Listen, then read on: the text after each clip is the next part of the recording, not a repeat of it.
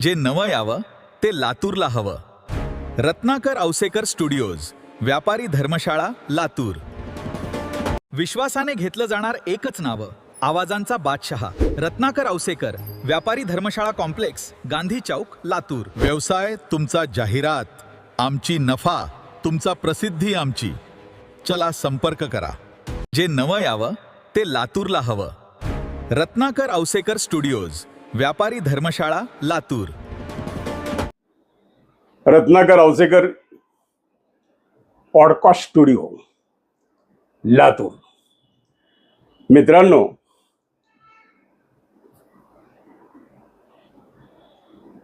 आज माझ्या स्टुडिओमध्ये कोण आहे माहिती आहे? आंतरराष्ट्रीय ख्यातीचे पर्यावरण तज्ज्ञ आणि सर्वात महत्त्वाचं म्हणजे आज महाराष्ट्रातल्या जवळपास, माझा तर अंदाज आहे तर 5 ते 6 करोड लोकांनी तुम्हाला ऐकलेलं आहे. दूरदर्शनच्या माध्यमातून, चॅनल्सच्या माध्यमातून, टीव्हीच्या माध्यमातून. कधी भूकंप झाला, अतुल देऊळकरांना फोन येतो, या तुमची आम्हाला मुलाखत घ्यायची आहे. काही नैसर्गिक आपत्ती आली की अतुल देऊळगावकर सरांना फोन येतो, काय मत आहे तुमचं? कुठं भूस्खलन झालं, अतिवृष्टी झाली, भूस्खलन झालं, दुष्काळ पडला, ज्या ज्या वेळेस नैसर्गिक आपत्ती आली, आवर्जून आठवण अतुल तुमची येते. आता अतुलांना मी अतुल म्हणू, अतुल म्हणायचं, साहेब म्हणू. आपण शाळेतले मित्र आहोत त्यामुळे अरे जरे म्हणायचं. बरं का? आणि सुरुवातीलाच ते चित्रपटाच्या आधी डिस्क्लेमर असतो की नाही, यामधल्या व्यक्ती आणि प्रसंग यात सादर आढळले असतो, योगायोग समजा, तसं मी एक डिस्क्लेमर देतो, मी आंतरराष्ट्रीय तज्ज्ञ वगैरे नाही. रत्नाकर जसा संवादक आहे तसा मीही एक संवादक आहे. आपला मुख्य भूमिका ही संवादाची आहे. पण अनेक देशामध्ये अतुल, अनेक देशामध्ये तुम्हाला निमंत्रित केलं जातं, मग ते पर्यावरणावर बोलण्यासाठी वगैरे. पण ते बोलवतात, पण शेवटी लोक तज्ञांकडनं, शास्त्रज्ञांकडनं ऐकून आपल्याला सगळ्यांना सांगणं, हा आपला मुख्य रोल. आपल्याला अगदी शेवटपासून सुरुवात करायची, अगदी झिरो पासून. आम्ही राजस्थान शाळेतले विद्यार्थी मित्रांनो. अतुल सर मी का म्हणतो, माझ्यापेक्षा 1 वर्ष सिनियर, म्हणून ते 76च्या बॅचचे, म्हणून मी आवाजवा बोलायचा मला अधिकार आहे नाहीये. आणि मी 77चा बॅचचा, त्यामुळे मी छोटा. वयानं जरी आम्ही सारखे असलो तरी 1 वर्ष पुढे, म्हणजे 1 काकण जास्त आहे बरं का मित्रांनो. म्हणून आता मी अरे तुरे बंद करणार आणि अतुल सर म्हणणार. सर, आपल्या बॅच मधले अनेक लोकांनी MBBS झाले, डॉक्टर झाले, आज 20-20 करोडच्या बिल्डिंग्स आहेत त्यांच्या. अतुल, तुम्हाला वाटलं नाही? अरे राहू दे, खरंच ते जास्त मोकळेपणानं सोपं. मला का बोला वाटतं की हा असा वृक्ष विषय, पर्यावरण हा वृक्ष विषय अतुल देऊळकरनी का निवडला असेल? म्हणजे आज प्रत्येक गोष्टीमध्ये अर्थार्जन पाहिलं जातं, व्यवहार पाहिला जातो. आणि मग मला कधी कधी हे होतं की अरे, एवढे मित्र डॉक्टर झाले, आमचे क्लासमेट सगळे हे झाले, मोठे झाले. आमचा अतुल तर त्याच्यापेक्षा फास्ट होता वर्गामध्ये, आणि हा पर्यावरणाकडेच गेला आणि भाषण तेच सुटला. आता ते त्यांना सुद्धा डॉक्टर की पदवी मिळाली तुम्हाला नाही अजून, म्हणजे PhDच काम. तर मग पण का वाटलं नाही की मला पर्यावरणच हा विषय निवडायचा? थोडं मी आता डायरेक्ट आपण 10वीच्या पुढे आलो. नाही, त्याचं झालं असं रत्नाकर की मी मेकॅनिकल इंजिनियर झालो, त्यानंतर मी नोकरी केली. मी लोणावळ्याला नोकरीला होतो एका बेरिंग कंपनीमध्ये, नंतर मी महिंद्रामध्ये होतो नोकरीला. आणि तेव्हा वैद्य गुरुजी जयंतराव वैद्य आपले, त्यांना लातूरमध्ये इंजिनियर्सनी एकत्रित मिळून काही करावं असं वाटत होतं. मग त्यामुळे ते प्रत्येक तरुण पोराला म्हणायचे की तू इथे येऊन, त्यावेळेला आपण स्वयंरोजगार म्हणतो, तो स्मॉल स्केल इंडस्ट्री चालू कर. तसं मग त्यांनी मला, तू नवीन काय शिकतोय सांग. तर मग मी त्यांना सांगितलं की मी कारखान्यामध्ये अल्ट्रासॉनिक टेस्टिंग करतोय. म्हणजे मेडिकल मधली जी सोनोग्राफी आहे ना, ती खूप अलीकडची आहे. इंडस्ट्रियल सोनोग्राफी दुसऱ्या महायुद्धानंतर आलेली आहे. म्हणजे याच्यामध्ये क्रॅक आहे का, डिफेक्ट आहे का, ट्यूबमध्ये आहे का, प्लेटमध्ये आहे का, शाफ्टमध्ये आहे का, हे बघायचं मला काम मिळालं होतं. तो म्हणलं मी ते करतोय. त्यानंतर हे जे पंखे असतात, मोठ्या मोठ्या कारखान्याचे टर्बाईन असतात, त्याच्यामध्ये व्हायब्रेशन किती आहेत, ते कसे कमी करता येईल. तर ते म्हणले इथे येऊन कर आणि शेतकऱ्यासाठी कर. मग मी आलो, काही न पुढचा मागचा न विचार, लातूरला यायला मिळतं. आणि एक उद्देश असाही होता, आपण त्या काळामध्ये फक्त करिअर करायचं असं नव्हतं. मग आपण नाटक करू, त्यानंतर विज्ञान चळवळीमध्ये मी शिकत असताना नाट्य क्षेत्राचा अनुभव होता. पासूनच आणि छंद पण होता. तर मग नाटकं करावीत, काही विज्ञान चळवळीमध्ये सहभागी व्हावं, अशा अनेक चळवळीशी संबंधित होता, त्या कराव्यात असं सगळं डोक्यात होतं. त्यामुळे इथे आलो. इथं आल्यानंतर तो व्यवसाय आधी अजिबात चालला नाही. मग 1985ला भोपाळचा जो अपघात झाला खूप मोठा, भोपाळ वायुकांड, जिथं पहिल्या दिवशी 5,000 आणि नंतर दररोज 3 असे 10 ते 15,000 लोक भोपाळच्या वायुकांडात वारलेले आहेत. आपल्याकडे त्याची खबरच नाही. टोटल किती गेलेले आपल्या भोपाळच्या मध्ये पहिल्या 2 दिवसामध्ये 5,000 लोक वायू गळतीत डायरेक्ट गेले. आणि त्याच्यानंतर दररोज 3 असं 10 वर्ष गेलेले आहेत लोक. आणि म्हणजे हिरोशिमाचे जसे परिणाम झाले तसं याच्यातून मिथेल आयसोसायनाइट असा जो गॅस बाहेर पडत होता, त्यामुळे गर्भावर परिणाम झाले, मुलं मतिमंद निर्माण झाले. अजूनही तिथं त्याचे इफेक्ट अजूनही त्याचे इफेक्ट आहेत तिथे, अजूनही आहेत. कारण ते पूर्ण तुमच्या शरीरावर, तुमच्या जेनेटिक्सवर परिणाम केलेले आहेत. याच्यावर मी अनेक वेळेला मी तिथं भोपाळला जाऊन काय कारण का असेल भोपाळच्या दुर्घटनेचं? भोपाळमध्ये युनियन कार्बाइड नावाचा कारखाना होता, जो आपली बॅटरीचे सेल, एव्हरेडी बॅटरीचे सेल तिथं तयार व्हायचे भोपाळमध्ये. ही अमेरिकन कंपनी. आणि तिथं पूर्वी अपघात होत होते. तिथली जी अतिशय विषारी द्रव्य साठवणारी तिथं टाकी होती, मिथेल आयसोसायनाइट, आणि तिचं टेम्परेचर वाढू द्यायचं नसतं. तर ही सगळी काळजी घेण्यासाठी जी यंत्रणा करावी लागते ती तिथं करत नव्हते. आणि तिथला एक छोटा पत्रकार होता राजकुमार केशवानी, तो गेले 5 वर्ष आधी, म्हणजे 5 डिसेंबर 1985चा हा अपघात आहे, त्याच्या आधीपासून तो लिहित होता. त्याच्याकडे कोणी लक्ष दिलं नाही, म्हणजे त्याचं सिरियस घेतलं नाही, कोणीही सिरियस घेतलेलं नाही. आणि हा कारखाना रेल्वे स्टेशनच्या बाजूला, त्याच्या आजूबाजूला झोपडपट्टी, आणि रात्रीतनं तो, त्याच्यावर अनेक सिरियल आलेले आहेत. आता के मेननची आलेली आहे रेल्वे मॅन नावाची. त्यांनी रेल्वे आणून रेल्वेतनं लोकांना पाठवून 2-3 हजार लोकांचा जीव वाचवला. असं सगळं झालं होतं. पण मुद्दा असा होता की ते मिथेल आयसोसायनाइट आल्यानं आणि वाऱ्यानं ते पसरल्यानं काही लोक त्यावेळेला मेले. आणि नंतर ज्यांच्या शरीरात गेले त्यांना कॅन्सर झाला, गर्भपात झाले, गर्भ विचित्र निघाले. जे हिरोशिमा नागासाकीमुळे झालं त्याच पद्धतीचं सगळं. त्याच घटनेनं तुमच्या जीवनाला कलाटणी मिळाली, त्यांनी एक महत्वाचा बदल माझ्या नाही, देशातल्या पर्यावरण चळवळीला त्यांनी दिशा मिळाली. देशातल्या हे अनेक जण एका सरकार जागं झालं. त्यानंतर अनेक कायदे झाले, खूप बदल त्या घटनेनंतर झाले. जसं तिकडं झालं तसं इकडं मग मी सांगायला लागलो की औद्योगिक अपघात होऊ नयेत म्हणून जरा तुम्ही काळजी घ्या. आणि त्यामुळं याच्याकडे थोडंसं, नाही तर आपल्याकडे अजूनही औद्योगिक सुरक्षा पुरेशी सिरियसली घेतली जात नाही.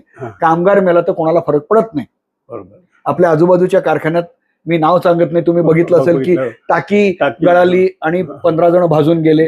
हे पूर्वी होत नव्हतं, व्हायला नाही पाहिजे, पण हे वारंवार घडतायत. कारण क्वालिटी कंट्रोल नाही, चांगलं मटेरियल घ्यायचं नाही, आणि नंतर इंडस्ट्रियल सेफ्टीची पुरेशी काळजी घ्यायची नाही.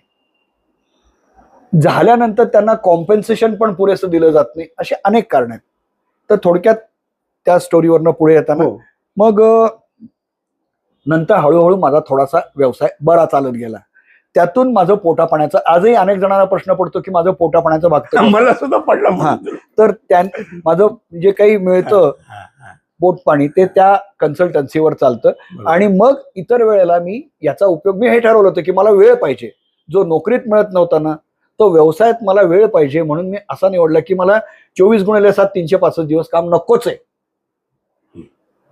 हे मला आधीपासून माहिती होतं, काहीतरी करायचं होतं. यातून काय आपल्या आधीच्या पिढींनी इतकं काम करून ठेवलं ते बघत आपण मोठे झालोत ना. म्हणजे इथं जयंत वैद्य असतील, मुंबई म्हणजे अरविंद गुप्ता आहेत, म्हणजे IITतनं बाहेर आलेल्या लोकांनी समाजासाठी वेळ देऊन वेगळं काम केलेलं आहे. ते बघत बघत आपण मोठे झालेलो आहोत. त्यामुळे त्यातनं काहीतरी आपल्याला करावं असं वाटत होतं. आणि बरोबर त्या काळामध्ये आपल्या समाजातलं मूळ दुःख, दैन्य याचं कारण काय, तर पर्यावरण आत्ता सगळ्यांना लक्षात यायला लागलेलं आहे.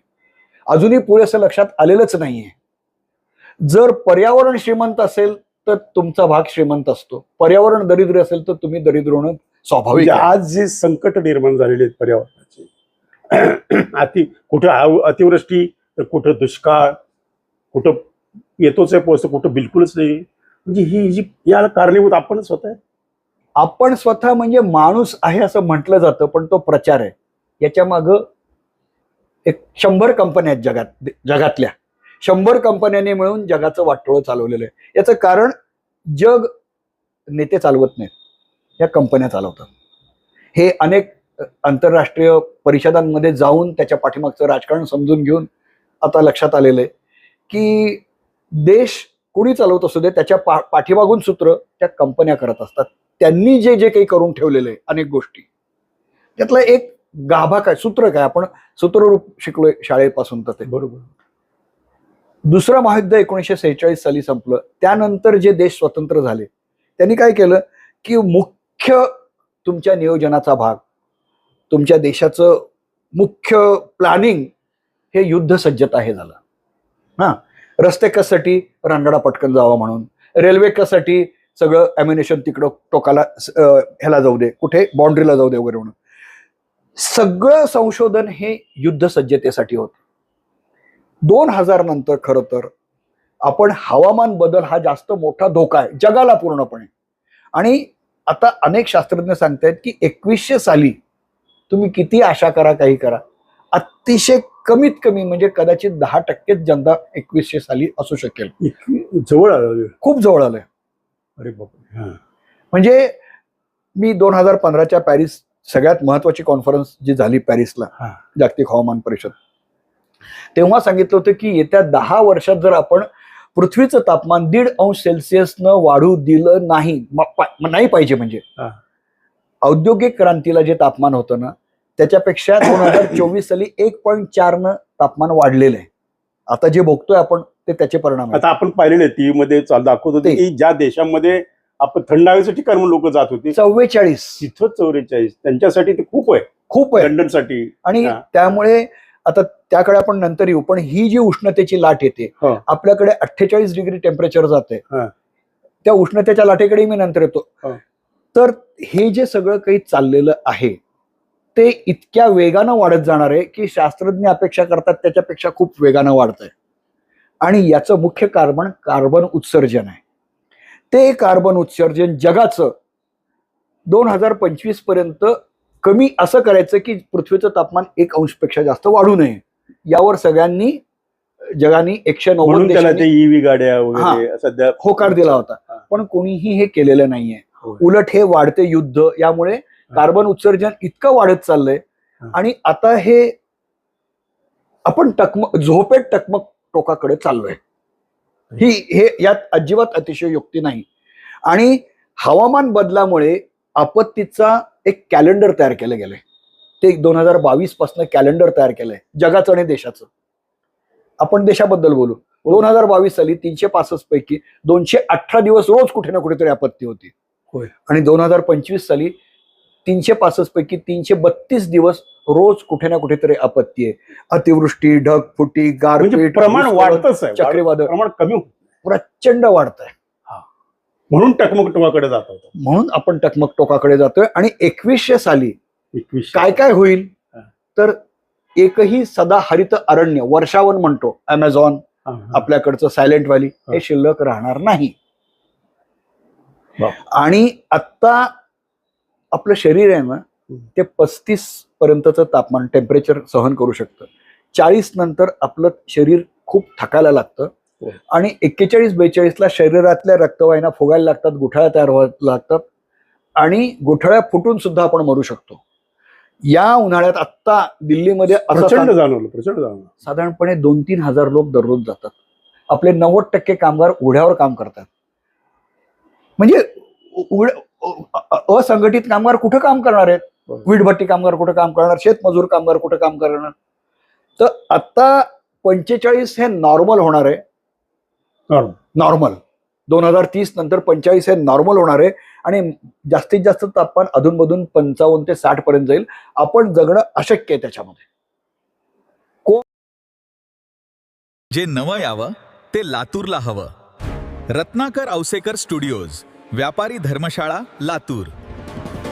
विश्वासाने घेतलं जाणार एकच नावं, आवाजांचा बादशहा. रत्नाकर औसेकर, व्यापारी धर्मशाळा कॉम्प्लेक्स, गांधी चौक, लातूर. व्यवसाय तुमचा, जाहिरात आमची, नफा तुमचा, प्रसिद्धी आमची. चला संपर्क करा. जे नवं यावं ते लातूरला हवं. रत्नाकर औसेकर स्टुडिओज, व्यापारी धर्मशाळा, लातूर.